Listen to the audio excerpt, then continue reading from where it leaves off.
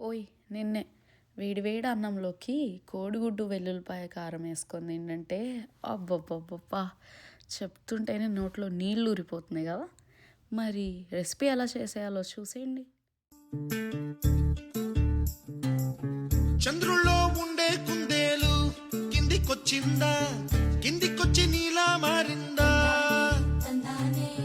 చుక్కల్లో ఉండే జీకేలు నిన్ను మెచ్చిందా, నిన్ను మెచ్చి నీలో చేరిందా? నువ్వెలా సాగేతో వంత, నావలా తూగే నీ వెంట, నువ్వెళ్ళే దారే మారిందా, నీ వల్లే తీరే మారి ఏరై పారిందేమో నేలంతా.